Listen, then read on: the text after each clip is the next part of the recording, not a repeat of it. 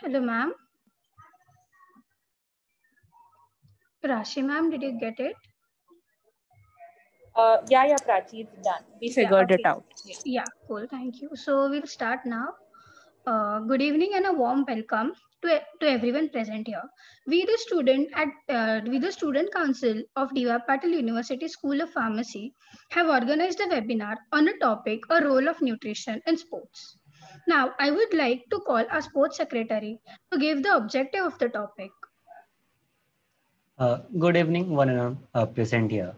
In this tough time where we live in through a new era, which nobody saw coming, called the COVID-19, stress is inevitable, but refusing to surrender. D.Y. Patil University School of Pharmacy is organizing a marvelous webinar on topic role of nutrition in sports in collaboration with True Healthy, Rotaract Club, and Lions Club. Attending this webinar will give you a great chance to know about sports nutrition. From True Healthy Nutraceuticals, we have Sanjana. Thank you, ma'am, for your presence. Thank you for giving me this opportunity. Hand over to Prachi. I would like to introduce our speaker for today, dietitian Priya Taylor and dietitian Rashi Nandwani. Dietitian Priya Taylor has completed her bachelor's with honors in food nutrition and dietetics from SPT College of Home Science and her intensive training course of nutrigenetics counseling from Institute of Nutrigenetics.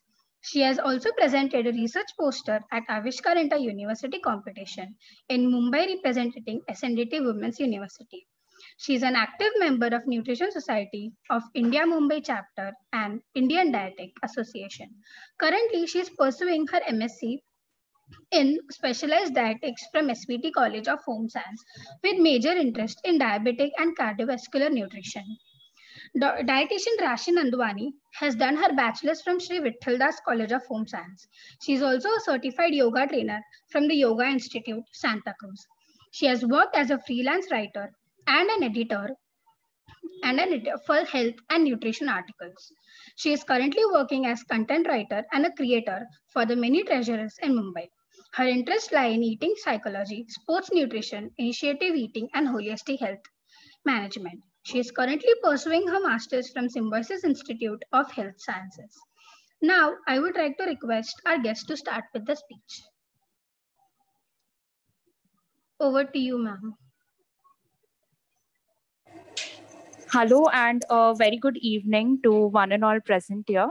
So my name is Priyal Taylor and we'll be starting the webinar right now.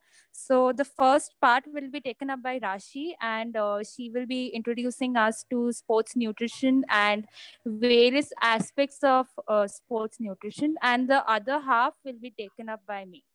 So I'll hand over the presentation to Rashi and she can start over.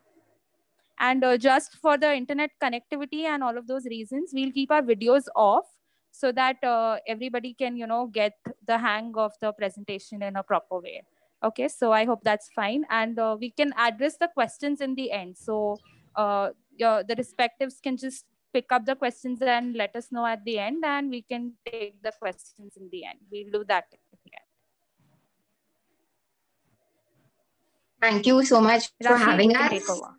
Yeah, we are glad we are here and we'll begin the presentation right now.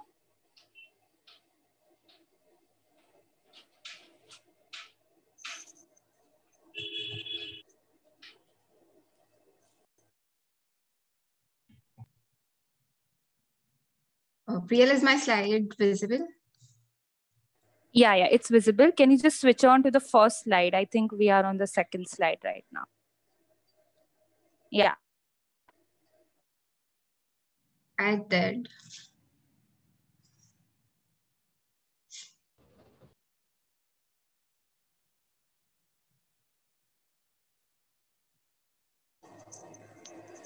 Rashi, you can start. All right. So I'll be talking today about role of nutrition in exercise and sports, which is a very important topic. So we'll begin first by understanding a very basic thing, what's the difference between physical activity, exercise, and sports. So many times people use these terms interchangeably, and I'll clear that out. So physical activity is any bodily movement that is produced by your muscles, and it requires you to move a muscle, and it requires an energy expenditure. It can be as simple as moving your hand or walking. Now, exercise is a kind of physical activity that is planned, structured, and repetitive. So, the purpose of doing exercise is to condition any part of your body.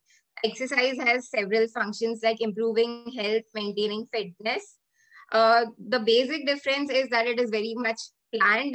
You need to do reps, you need to do the same movement several times to yield the benefits of it. Now, sports is a activity that involves physical exertion and skills. But in this, an individual competes with other individuals, or there is a team competing with other teams. This is usually for entertainment and competition purpose. And it's also a kind of exercise, but this has several rules and regulations that needs to be followed. And it is much more structured than any exercise. So I'll be talking about the benefits of exercise. We have several studies that show that exercise reduce the risk of cancer. They help in keeping a healthy weight. So you maintain your physique, and it's also known that obesity causes several diseases and is a major concern, as it is a risk factor for several metabolic disorders. So exercise helps in keeping a healthy weight. It improves your mood and reduces stress. So you have heard about adrenaline rush, good hormones that are released when you exercise.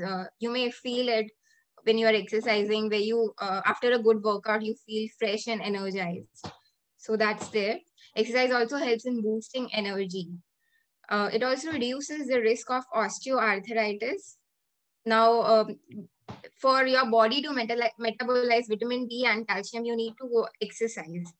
Now, currently we are in a lockdown, and we have been home for so long that several people are now facing vitamin D deficiency, and exercise helps in metabolizing both calcium and vitamin D.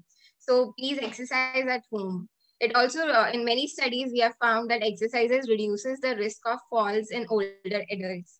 It is also a way of socializing where you meet people, which is not presently being done, but yes, when things go back to normal, yes. It also helps in developing new skills. So you develop fine motor skills, and you learn how to move your muscles properly. So benefits has exercise has tons of benefits, and you must include it in your daily routine. Now, according to WHO, exercise recommendations for normal people, this everyone should do for healthy adults. So adults aged 18 to 64 should do at least 150 minutes of moderate, intense aerobic physical activity throughout the week. Or you can divide it into 75 minutes of vigorous intensity aerobic activity throughout the week. So aerobic activity should be performed in bouts of at least 10 minutes duration. It's very important to remember that you know how to plan your workout properly. And here are a few things that you must consider. The frequency of workout, like how often are you doing it, the intensity, whether you are doing an aerobic activity, whether you are doing weight training, the time, the duration for which you will be exercising, and the type of activity you will be doing. So all of this should be considered when you plan your workout. Just doing cardio or just weight training is not good. You must have a structured routine where you include all of these. So 150 minutes per week is the ideal recommendation. And if you're not getting it, please make sure that you do. Now, nutrition is very important for sports performance and exercise. So since, you know, sports is associated with prestige, there's a lot of competition. And these athletes who are competing, whether it's for a cricket match or a football match or any sports, they bring in a lot of laurels for the country or the organization they are representing. And nutrition helps in giving them the ideal physique along with the training they do, so they get that cut-edge performance for doing well. So if you're exercising, this it should, for your diet, it should be adequate in all the nutrients. So exercise should meet your diet should meet the energy needs. It should also help in weight control. It is required to maintain the physique you have.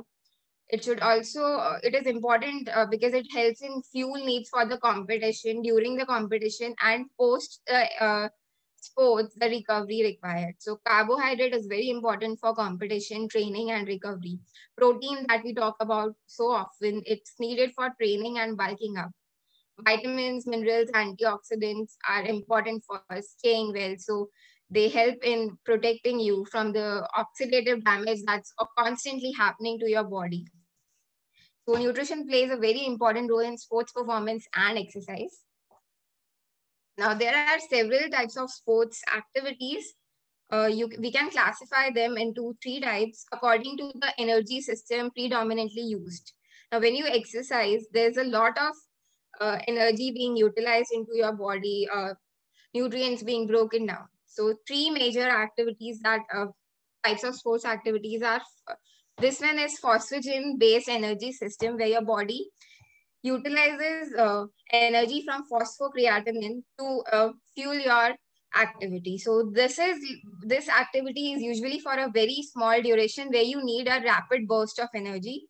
So it's usually recommended for sprints or weightlifting events where just a minor time is there and you need to perform that action. So sprint is usually for a very short time and you need that energy. So phosphagen system is utilized. Now anaerobic activities is for activities that last longer. So you have power events, 1500 meters run. So this is for that. Aerobic activities is for team and endurance events, marathon, where a longer energy supply is needed. This is based on the energy system being predominantly used. So now your sports and games are classified according to the energy expenditure. So you have 5 major groups. Now group 1 is one that has power events of higher weight category. It includes weightlifting, boxing, wrestling, judo, throwing events. So these athletes require a lot of energy for performing that action. Group 2 is endurance activities, marathon, long distance running, walking, road cycling. This is also a high energy demand, and it needs that constant nutrient supply. Group 3 includes team events, athletics, power events, middleweight category, hockey. The group 4 contains lightweight category, gymnastics, table tennis, boxing, wrestling.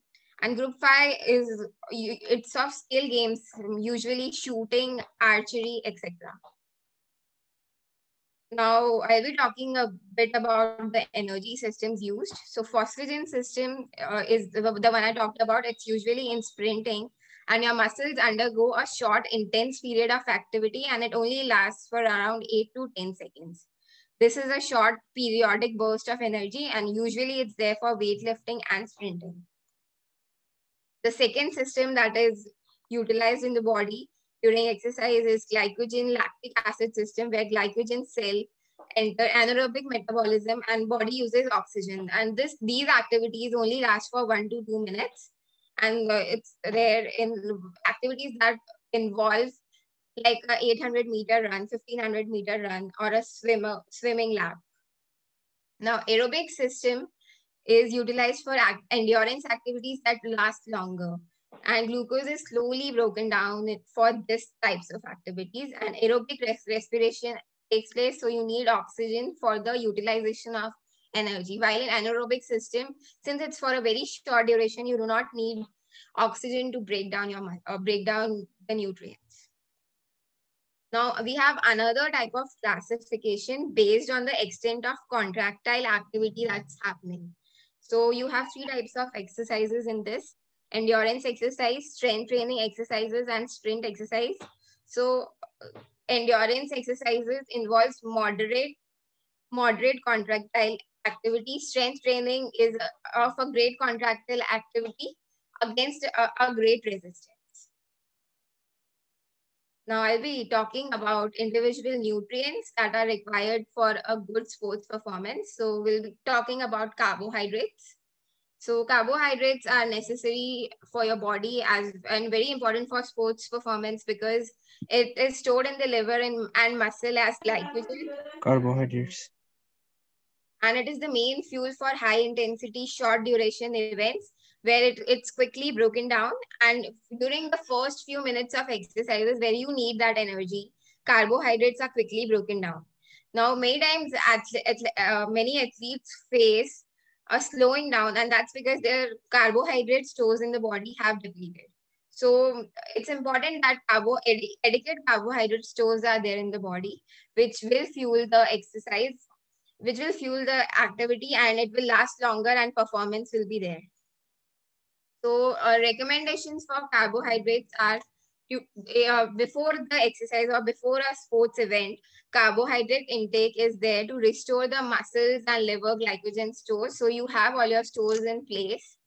And the pre-exercise meal provides you the final opportunity to top up your fuels and fluid levels. Think of it as recharging your balance where you have everything required and you can make the calls. So a pre-exercise, a pre-event carbohydrate intake is very important. It's also important that the muscle glycogen resynthesis. So your body stores carbohydrate as glycogen, and during exercise, this glycogen breaks down. So the muscle glycogen resynthesis is more rapid when carbohydrate is supplied immediately after exercise. So after you have done an event or did your exercise, your muscle glycogen is broken down. So protein ingestion along with carbohydrate improves the glycogen resynthesis. So we have heard many people say that you should take protein, but many research studies have shown that protein ingestion along with carbohydrate improves the glycogen resynthesis and helps in restoring your body stores of these nutrients. Now, for athletes who are engaged in exhaustive training, diet usually includes 10 gram per kg body weight per day. But for people involved in lesser intensity, like normal people who are not engaged in exhaustive training, they should take 7 kg per body weight per day. So when you are planning a diet, suppose, if you should ensure that a carbohydrate should be less than 12% of total simple carbohydrate should be less than 12% of the total intake. So your simple carbohydrates are quickly digestible carbohydrates that includes sugar and other empty calories that are quickly utilized by the body. Now, complex carbohydrate are 60 to 70, they should make up 60 to 70% of total calories. Complex carbohydrate take longer to digest. So you have your whole grain breads, you have brown rice with bran added, things that are slowly digested in the body. So you have two types of carbs, simple carbs and complex carbs. And carbohydrate requirement for non-endurance exercise is 5 gram per kg per day. But for endurance exercise, it is increased to 8 to 10 gram per kg per day. Now, glycemic index is a very important concept when you talk about carbohydrates. So glycemic response, when you take a certain food, your body reacts to it and and as the glucose is digested, your blood glucose level goes up. When these blood glucose levels go up, the insulin levels in the body also go up. So low glycemic index foods are which slowly raise your blood glucose levels. So these are fructose, apple, milk, curd, rajma. Intermediate ones are that have a moderate glycemic response in the body. These include banana, oatmeal, rice, pasta, whole grain. Now, high glycemic foods usually include simple carbohydrates and they have a great glycemic response, and there's a rapid rise in blood glucose levels after the consumption of these. So these include glucose, sucrose, honey, cornflakes, potatoes, white bread. So this is all simple carbohydrates. And as you shift to complex carbohydrates, the glycemic index of your food slower down. So taking carbohydrates from complex carbohydrates is very important. But if you're exercising, and if there's a requirement of energy pre-event, usually athletes are given simple carbohydrates so that they get that rapid burst of energy. Now, I'll be talking about protein, which is very common topic that comes when you talk about sports nutrition. So you see people going to gyms and bulking up using protein powders, taking protein shakes. So why is protein so important in exercise? So protein is required because it aids in the repair of exercise-induced damage to muscle fibers. When you exercise, there's a change in your muscle fibers where breakdown takes place. So after exercising, when you take protein, it helps in repairing of the damage done. It also promotes training-induced adaptations in muscle fibers. So when you train consistently, there's a synthesis of new proteins in the body, and consuming proteins help in energy production and help in force generation. It also helps in replenishment of those depleted energy stores. So for recovery and for new synthesis, protein is very important. Now the protein requirements for for normal people is 12 to 15% of calories supplied by protein. So if you're taking 1900 calories a day, 12 to 15% of those total calories should come from protein. Sedentary, so if it's a normal sedentary man who is not working out much, the requirement is 0.8 gram per kg body weight. For endurance athletes is 1.2 to 1.4 gram per kg body weight. For bodybuilders who are training to increase the muscle mass, so you see a lot of bulking in them, and they are working out to increase their muscle mass. So the requirement is high, 1.4 to 1.8 gram kg per kg body weight. So when you take proteins, remember that the building block of any protein is the amino acid. So the smallest unit of a protein is amino acid, and several amino acids build up a protein structure. So it's divided into essential and non-essential amino acids. So essential amino acids are the ones that cannot be made by the body, and thus it must come from your diet.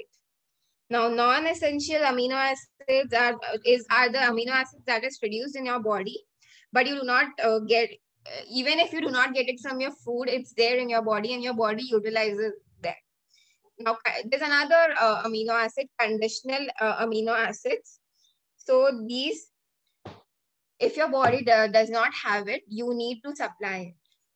So when talking in terms of amino acids, protein is important. So protein quality is another very important aspect that is often overlooked. So protein quality is an index of how well a protein meets the requirements of these essential amino acids as well as the physiological needs of the organism.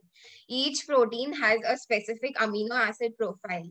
Now, not all proteins are made equal. Some are complete proteins and some are incomplete proteins.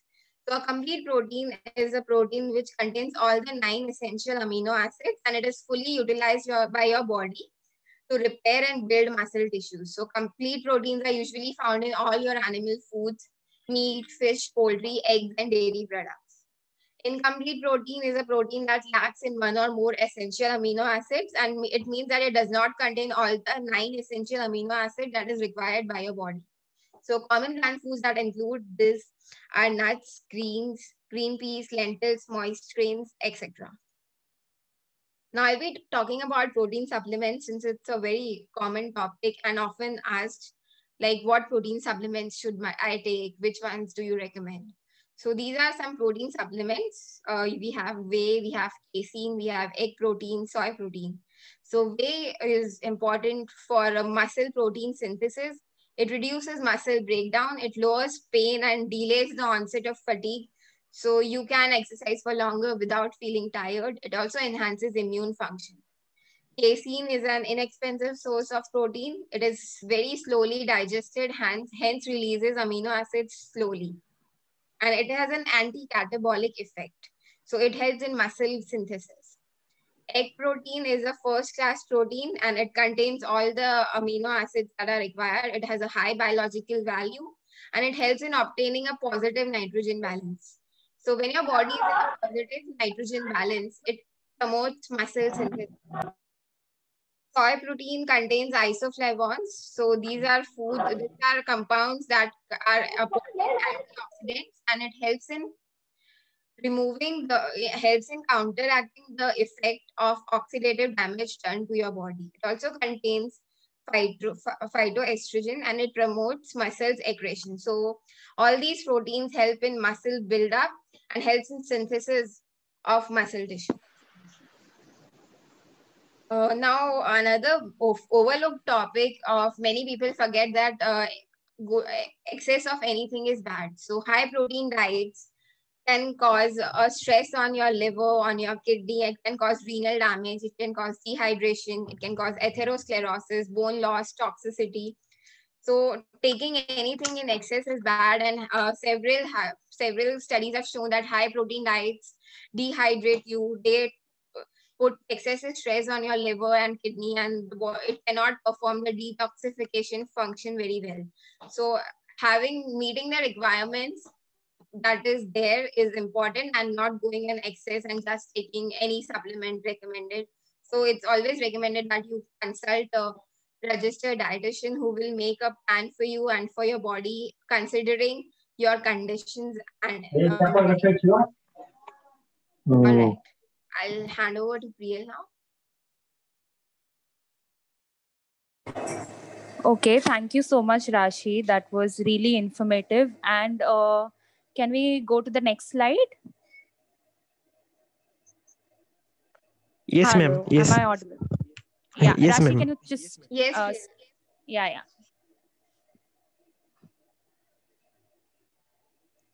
Okay, so as Rashi discussed before, she talked about the role of carbohydrate and protein. These two are very important things in exercise and sports nutrition. Okay, so now I'll be talking about role of fats, which is there in exercise. Okay, so fats are usually found in two major parts of our body. So first is the adipose tissue, and other one is the intramuscular triglycerides. Now these are nothing but the subcutaneous fat. So in adipose tissues, for example, if I take a person who is 70 kilos, okay, who weighs 70 kilos, he can store about 12,000 grams of fat in his adipose tissue, and about 300 grams of fat in his subcutaneous tissues. Okay, so this is just a rough figure of the amount of fat which is stored in the body. Along with that, the two major sources in which the fats are stored are the fatty acids and the triglycerides. Okay, so my entire point over here is that fat can be stored in a humongous amount in the body. Okay, it's more than carbohydrate, of course, because as you know that there are many cases of obesity and all that which are increasing. This is because the amount of fat which is stored in the body is more, and the stores are also more, in short. So hence we are having this problem. But if we utilize those fats in the proper manner in the exercise, it's beneficial also. So we'll see that in the next slide. Rashi, can you just slide on to the next one?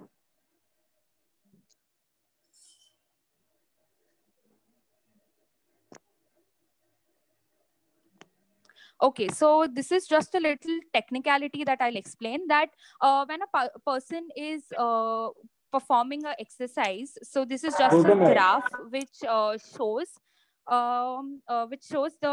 the x-axis shows the energy time, exercise time, which is in hours, and the energy expenditure. So you can see that when the person is reaching 3 hours of exercise, the maximum amount of energy is coming from metabolism of fat instead of glucose and glycogen, which is getting oxidized before. Now fat becomes an important metabolite for energy. Okay, so it says that deep into the exercise, the major source of energy is fatty acids, and the other sources start depleting. Okay, so this is one important factor where fat comes into the picture. Next slide. So benefits of fat, fat usage in exercise. These are just some of the plus points about why fat is utilized. So fat has twice as much as energy as carbohydrate. Okay, so 1 gram of carbohydrate will give you probably only 4 kilocalories. But 1 gram of fat will give you about 9 kilocalories. So that is more, that is double the amount of carbohydrate, the energy that carbohydrate gives. And hence fat is important. Fat requires less water to be stored in the body. So now carbohydrate, it requires more water. It requires more hydration to be stored in the muscles and the body, whereas fat does not require water, and hence it can be stored in huge amounts in the body. Fat constitutes the single largest available energy pool of the body. As I mentioned before, it can be stored in huge amounts in the body. Now, we'll just take a differentiation between a well-trained athlete and an untrained athlete. So when we talk about a well-trained athlete, how there are many adaptations in a well-trained athlete because of exercise. So the body just takes up a lot of adaptations in metabolism of fat. So one of the greatest metabolism is that fat can be utilized at a greater rate in well-trained athletes. Okay, so if you take a normal person like you and me, if we start exercising tomorrow, probably we will achieve fatigue or we will get tired very early. Say within half an hour, we'll get tired after jogging. But when you talk about an athlete, the athlete is more, he's just adapted in such a way that he can utilize fats much better, and hence the fatigue or the lethargy that is achieved is later. It's like after 1 hour, probably he'll get tired, whereas you and me, we'll get tired in half an hour only. So that is the way how fat get utilized in athletes. Fat metabolism releases a lot of ketone bodies. So these ketone bodies are usually metabolized in the liver and the brain. Okay, so in a normal individual, the ketone body metabolism is low. Okay, the efficiency is low. But when we talk about a well-trained athlete, he can metabolize the ketone bodies in a better manner and produce energy, which will in turn help him to perform better in his sport or in his exercise or whatever he's doing, the sport that he's performing. As I said earlier, fatigue is delayed. The person will not get tired early because he's trained that way. His body is adapted that way to use fats. So these are just a few differentiations between an untrained athlete and a well-trained athlete. Next slide. Now, fat recommendations. So research studies say that about 15 to 20% of total calories should come from fat. Be it an athlete or a normal individual, fat should be at least 20% in the diet. The most important thing is the type of fat which is consumed. So there are many types. There are good quality fats and bad quality fats also. So an athlete should always focus on good quality fats and maintain his fat stores in such a way that all the essential amino acids are provided to the body. So proper combination of MUFA and PUFA should be attained. Okay, the examples of these MUFA and PUFA are various types of oils that we use in cooking. It includes sunflower oil, then there is flax seeds oil, there is till seed oil, there is groundnut oil, there are many oils, there is olive oil. All of these oils are high in PUFA and MUFA. So these oils should be utilized in making food, so that what happens is that we are getting good quality fats in the diet. Along with that, there are many nuts and oil seeds that are good. So some of them are almonds, walnuts, there are flax seeds, there are sesame seeds, there are pumpkin seeds. All of these are good sources of fat. Freshwater fishes, that is tuna, mackerel, salmon, all of these are also good in omega-3 and omega-6 fatty acids, and hence they help in building up the fat stores. So all of these are basically some of the pointers that should be included in the diet when you are an athlete or even a normal individual. These are some of the fats that should be included. Next slide. So now I'll be talking about the role of water. So that was all about fat. And now moving on to water. Now, the greatest part, or water is one of the most important part of our athletic performance, because water is the only nutrient that is lost in a very high amount when you are exercising. Okay, if I compare a sedentary person who is sitting and a person who is exercising, the amount of water loss the exercising person will be much more than a person who is sedentary or sitting. Okay, so water is very important when you are exercising or doing any kind of sport. Next slide, please. So role of water. So I'll just give you an example that when you are doing a particular exercise, what happens is that there is a lot of metabolism and breakdown. okay, in your body, of fats, carbohydrates, proteins, everything is breaking down. Okay, it is a catabolic state of body which causes a release of lot of heat. Okay, this in turn will raise your core temperature in such a way that the body temperature will increase. Okay, and the body needs to maintain a particular temperature so that the organs, the enzymes, and all the body functions are in place. Okay, so here water comes into the picture. So the body, to maintain the body temperature, will start releasing sweat. Okay, this sweat will be released in the form of water. So water is released as sweat, and the sweat loss will in turn cool the body. Okay, so water in turn acts as a coolant for all the working muscles. Cool them down. It will cool them down and hence help. After that, I would like to just focus on this one point, which says that the amount of heat produced during exercise raises the core temperature by 1 degree Celsius every 5 to 8 minutes. So if you're exercising for, say, about 2 hours, there is a lot of heat which is produced in the body, which should be released as sweat. Okay, which is very necessary that you sweat and release all the heat from your body, and to maintain your health and to continue exercising. Another point is that an individual who is sedentary, who is not exercising, will lose about 500 to 700 ml of sweat per day. But a person who is exercising in humid environment will lose about 8 to 12 liters of sweat per day. And hence, hydration, fluid replenishment, all of these factors are very important in a sports person. Okay, can we move to the next slide?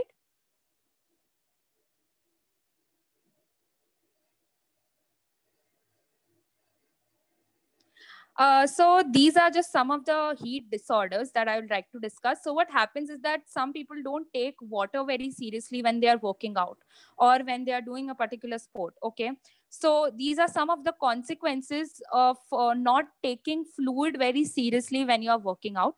All of these terms are very interchangeable and used very similarly on a daily basis. Okay, if a person faints on the ground, on the field while working out or running, people just say that he had a heat stroke or he had a exhaustion or something like that. But no, all of those terms are very different and they need to be differentiated in a proper manner. So the first one is heat cramp. All of these are obviously related with water only, but the reasons and the mechanisms are very different. So heat cramp is usually achieved when there is a lot of electrolyte imbalance that takes place. So what happens is that when you are exercising and you are losing a lot of sweat and water replenishment is not done, there is a lot of dehydration that takes place. This in turn will reduce the electrolyte in the body, will cause your electrolytes to decrease and disturb the sodium potassium pump. Now, this sodium potassium pump is very important for your spinal reflexes, which help in maintaining your muscle movement. Okay, so all the exercise that you're doing is basically muscle movement. You are moving your muscles, your legs, and hence you are running, right? So all of these points are very important. And hence, when there is electrolyte imbalance, you get a immediate cramp. You must have experienced that when you're running on the field, achanak say only you get a very bad cramp in your leg or in your hand. That is because you have not hydrated yourself properly and there is a lot of electrolyte imbalance.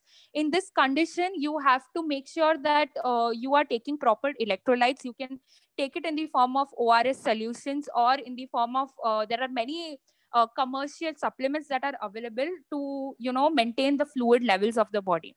So this was about heat cramp or muscle cramp. Another one is heat exhaustion. Now, heat exhaustion is nothing but if you are in a sunny day, if it's a sunny day and you are running on the field and everything, this is caused due to salt deficiency or water deficiency, or if the sweating mechanism is altered. Okay, so the symptoms usually include the person becomes very dizzy, there is excessive sweating, there is cold and palm skin, the skin is very cold, and all of those symptoms are observed. The person becomes nauseous and there is vomiting, the pulse is weakened. All of these factors come into heat exhaustion.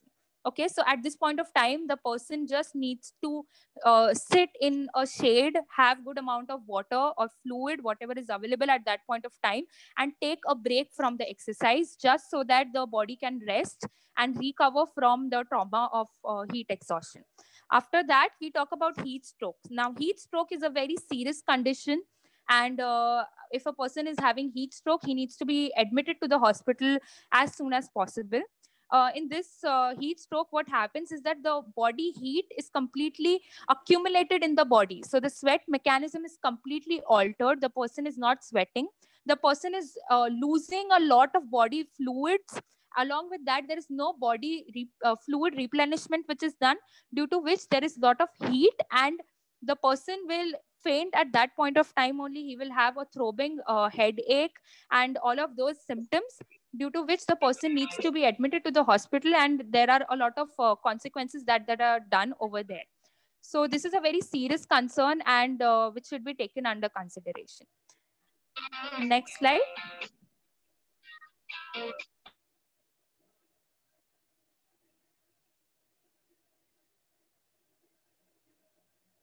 Okay, so this is just a table which talks about types of fluids that can be taken by various sportsmen. So plain water or cold water can be taken by a person who is exercising for less than 1 hour.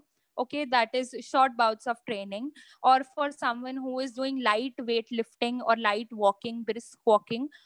In all of these sports, you can just take plain water. That is all right. If a person is into intensive weight training or moderate aerobic exercises, where the person is running for half an hour or 1 hour continuously, at this point of time, it is necessary to give him ORS solutions. There are many commercial packets and supplements that are available. They usually contain electrolytes with 1 to 2% of glucose for giving that amount of energy, the instant energy that the body needs, and so that you can continue exercising. The third one is protein drinks. These are usually taken by those who are doing heavy weightlifting. Hello? Ma'am, yeah, ma'am, you can continue. Okay. So protein drink is usually taken by someone who is into weightlifting or training, resistance training, or someone who is working out for a very long period of time. Okay, so it provides good amount of protein, and hence the muscle recovery is better at this time. Okay, so the protein drinks usually contain branch chain amino acids. There is arginine along with amylopectin, which helps in better absorption of these proteins. Okay, so these are just this was just a table. We'll move to the next slide. Now we'll talk about vitamins and minerals. Rashi, can you just move to the next slide, and we'll come back to this slide later. So vitamins and minerals are important and very famous for one role in sportsmen, that is antioxidant role. So I'll just give you this one example, that what happens when you are exercising, there is a lot of breakdown in the body. As I said before, it is a catabolic state. So there is a lot of lipolysis, okay, for energy production. This will produce a lot of free radicals. As you can see in the picture below, there is a lot of free radical production. This free radical will decrease your muscle recovery, your post-workout recovery period will increase, it will be slow. Okay, so it is necessary that these free radicals are destroyed or completely inhibited from their action. They usually destroy the cell membranes and delay your recovery in general. Okay, so here is the role of antioxidants that comes into the picture. Antioxidants usually just destroy these free radicals and have help in speedy recovery and speedy muscle gain that is seen after your workout. Okay, so along with your post-workout meals, it is usually said that you should take some amount of antioxidants, either in the form of supplements or from natural sources. Natural sources are always the best option. If you are not able to meet your requirements via natural sources, then you should always go to supplements. Don't usually prefer supplements first. Can you just go back to previous slide? I'll just show them the sources. So these are the mineral or the vitamins that have a strong antioxidant role. So there is vitamin E, C, beta carotene, there is zinc, selenium, iron, and copper. and these are the sources of these vitamins. It is very important that you take them in the natural sources. That's always a better option, as I said before also. Can we move to the next slide? Next slide. So this is just a general overall thing that when a person is planning to become an athlete or is an athlete, you should have the perfect combination of two things. First is the exercise. In exercise also, you need to plan your exercise with your gym trainer, whether you or the trainer or the coach, whoever you are working under. You have to take weight training, aerobic exercise, all of those combinations are to be done. Along with that, there should be a proper diet which add-ons to the workout and helps your body to recover better. So the pre-workout and the post-workout meals are very important. What kind of food, what kind of nutrients you include in these two meals are very important, and only then they will help you to gain your goal or win the race in general. And if you are not able to meet your nutrient requirement via the diet, only then you should go for supplementation. You should not first start with supplementation. You should always start first with natural food sources and then go to supplementation. So that is the entire point of this slide. Next slide.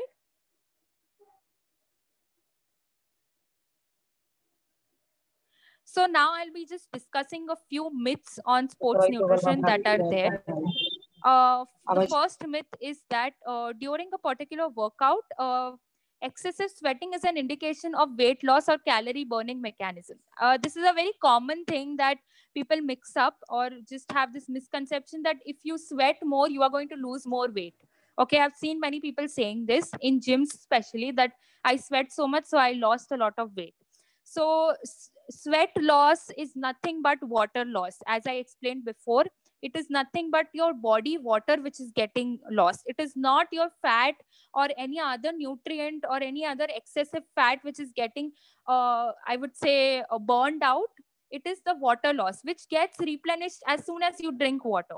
So it's not like you are losing weight. So that is a complete misconception. One more thing that I'd highlight over here is that 1 gram of sweat will only remove about 0.6 kilocalories, okay, from your entire body weight. So it is nothing. It is negligible. So you should not consider sweat as the main factor of losing weight. Next slide. The second myth is that protein is a very important nutrient in muscle weight training.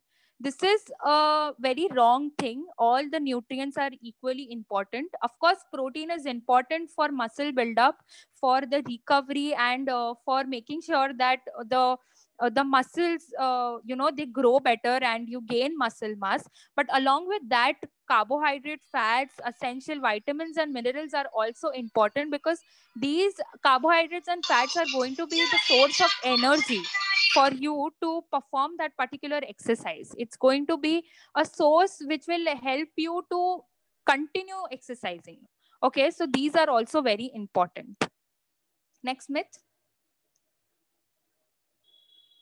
The third myth is that carbohydrate loading always improves performance for all sports person.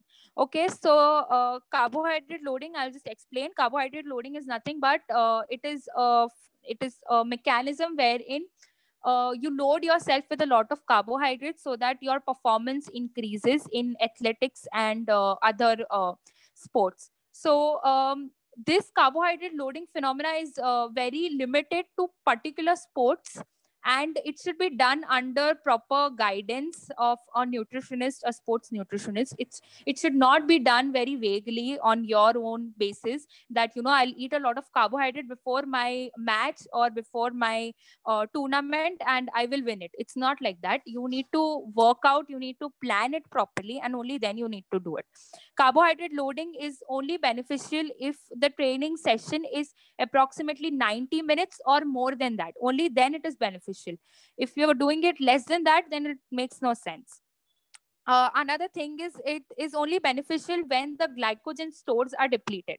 So for exercises that are more than 90 minutes, glycogen stores are usually depleted. Okay, glycogen is used as a source of energy to perform that particular exercise, and hence at that point of time carbohydrate loading will help. But if you're doing a muscle workout or say a weight training, carbohydrate loading will not help you over there.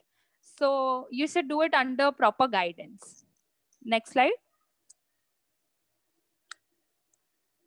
This is a final myth which says that it doesn't matter what you eat before your exercise. Okay, so some people, now I have seen many people doing that, the entire day they are in office or they are out, and in the evening they will go to the gym. So they will just come back from office, they will drop off their bags and everything, get freshened up, and then they will go to gym, which is not right. You have to have a particular amount of pre-workout meal. Only then you have to start exercising. You need that pre-workout meal to have that amount of energy to work out. Okay, so these pre-workout meals are usually rich in simple carbohydrates, because simple carbohydrates are an instant source of energy for the body to sustain that workout. Okay, so that is important. Along with that, you can have a moderate amount of protein, and these meals are supposed to be low in fat and fiber, because fat and fiber will not give you instant source of energy. They require more amount of time to get digested in the body and absorbed in the body to release energy. So simple carbohydrates and proteins are the best option at this point of time. It is said that for any endurance athlete, 2 to 4 hours before the exercise, you should have your pre-workout meals. Only then it is beneficial for you. Okay, so these were some of the myths. And by this, I think we are at the end of the webinar, and we'll be very happy to take any questions if there are. So thank you so much for patiently listening to us, and I hope you've taken back some good knowledge from this webinar. Yes, ma'am, definitely. Now, I would like to welcome our principal, sir, to share, Dr. Rakesh Somani, sir, to share a few words on this.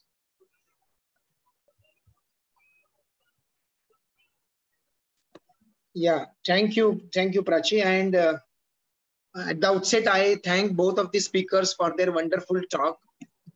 In fact, this was a talk after a long time. I was listening something which was very interesting for the sports enthusiast. And I am really happy that our student council and entire team has organized this talk. So thankful to both the speakers here. However, I have a question from both the speakers. Probably any one of you can answer. So you have given a lot of information about what are the important aspects required for a sports person. But could you give some kind of what is called as a ready-made platter for them that a sports enthusiast should follow, at least minimum these three things, a few things, you know, in their day-to-day life. Can you please comment on that? Yes. So there's no fixed plan, as each person has different requirements, but a few things that should be ensured that they consume adequate calories that are required for the specific sports they are participating in. And they include a lot of good protein quality sources in their daily diet. And because they have a high requirement, so yes, good quality protein sources, egg, soy protein, etc. It's very important that you take it very regularly. Also, one other thing I would like to suggest is having the exercise routine planned and a pre-workout and a post-workout meal, because it helps in boosting your sports performance. So you must have a pre-workout meal, a post-workout meal. Either it's protein shake or whatever is the requirement, but ensuring that you are well fed before and after the exercise is very important. Okay, so protein, that is what you have been emphasizing upon, right? So protein, yes, protein. It's not just protein. Are important. Yeah, exactly. But yeah, Rashi, you can continue. You go on. Okay. So no, I was just saying that all the nutrients are equally important when it comes to workout, and it is also very important that you get a diet plan from a proper trained individual or trained nutritionist rather than taking it from gym trainers and all of those people, because what happens is that there are many negative effects of excessive protein intake also, like as Rashi mentioned in her slide, that excessive protein intake can also have lot of load on the kidneys, and it can damage a lot of organs also. So it is very important that all of those things are well calculated in range, and you take a proper diet plan from a nutritionist, a proper registered dietitian, and only then it's worth it. Rather than, it's not like you have to, work out and burn fat and just do it for the sake of getting thin or becoming an athlete. It's not that simple. You have to work out. In short, you have to do a lot of things in it. Yeah. Okay. Thank you so much. Yeah, over to you, Prachi. Thank you so much, sir. If anyone has any doubt, you can ask.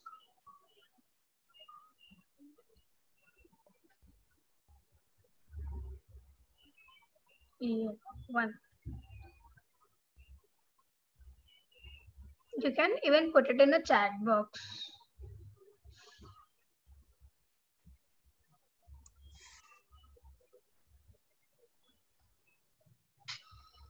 So, ma'am, there is one question. Which is better for replacing fluid water or sports drinks? I didn't understand the question. As in, what is the person trying to say?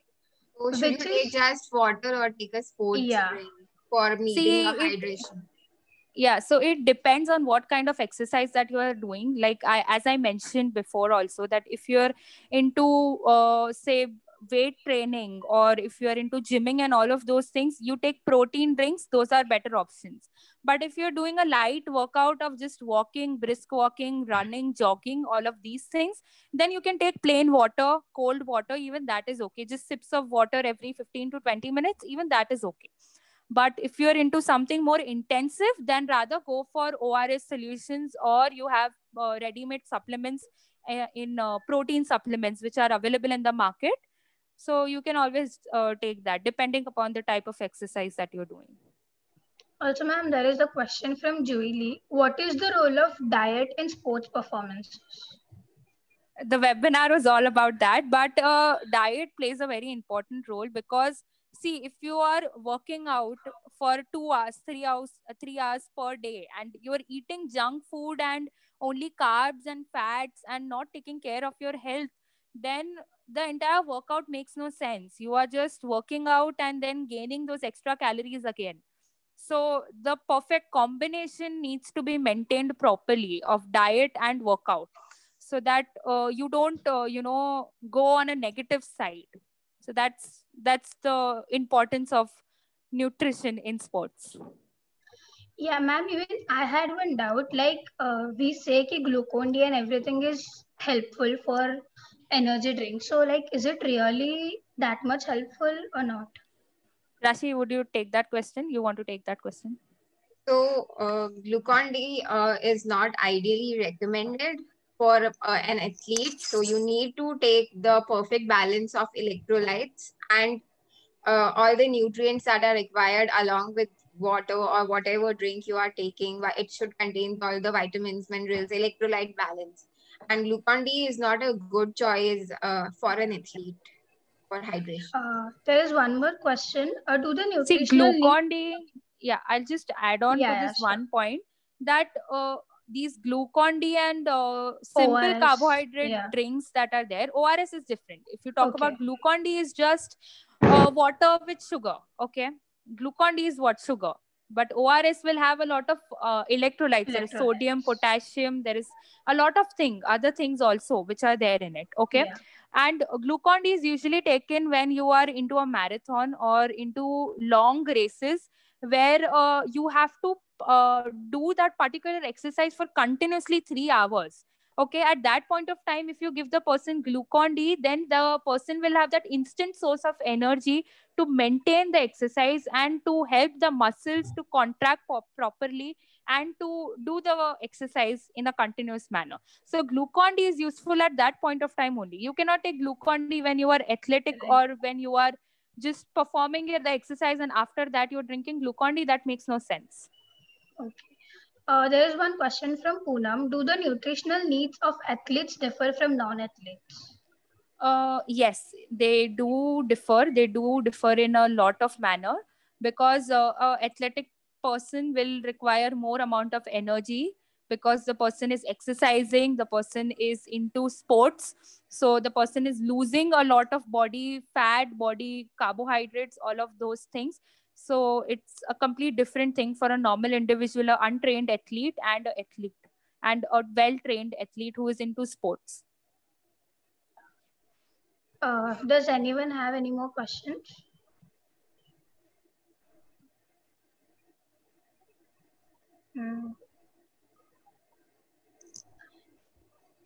I guess, one second.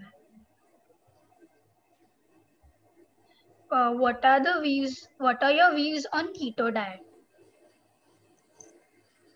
Rashi, you want to take that question? Please go on. I'll take it. Keto diet is not usually recommended. Okay, keto diet should always be done in via guidance of a particular person or a particular nutritionist. It should not be performed vaguely or just by your own self that you started doing keto. It has a lot of negative side effects. There was a recent article which said that a South actress, I think, she was doing keto diet and she died of kidney failure because she wanted to lose weight. Yeah. So it has a lot of negative effects on the body. And keto diet is usually not prescribed by any qualified nutritionist. So it's usually a big no. Yeah, for adding to that athletes. point, keto diet is originally designed for epilepsy patients, and it's for them who face seizures. So it became trending, but it causes a lot of hormonal imbalances and puts a lot of stress on your kidney because of the excessive protein, excessive fat you take. So it's not recommended that you take a keto diet. It's rather important that you do not give in to these fat diets and have a good balanced diet that is planned for you and your body type, and it suits you and it meets your requirements. So it's an advice for everyone who's here that please do not follow any random and don't give into fat diets, because the weight, even if you want to lose weight, one thing you must remember that it took years for you to gain so much weight and you cannot expect to lose it so quickly. You should lose weight healthily. You should not just lose it just for the sake of getting thin for 3-4 days. So be it a healthy weight loss rather than having those negative side effects. So rather than aiming for weight loss, aim for lifestyle modification that will sustain you for long. And diet and exercise both are equally important. So that's what we try to talk about today. Ma'am, one last question. What do you think is a perfect diet for teenagers? See, the diet will vary from person to person. If the teenager is obese, then there is a complete different diet plan. If the teenage is very thin or is not having good amount of protein in the diet, then again, it's different. So it varies, but you should always aim that you are including all the food groups, that is protein, carbohydrate, fat, in the proper amounts. There should not be like your diet is very rich in fats or very rich in proteins. Even that is not a good thing.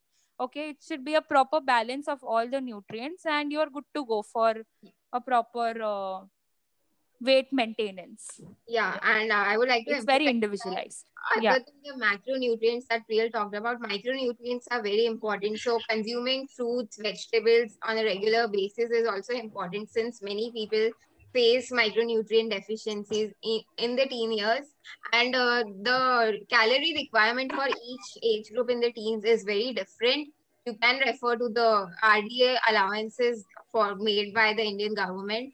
So these talk about how each group has a different requirement, and as you grow up, the requirement keeps changing for specific nutrients.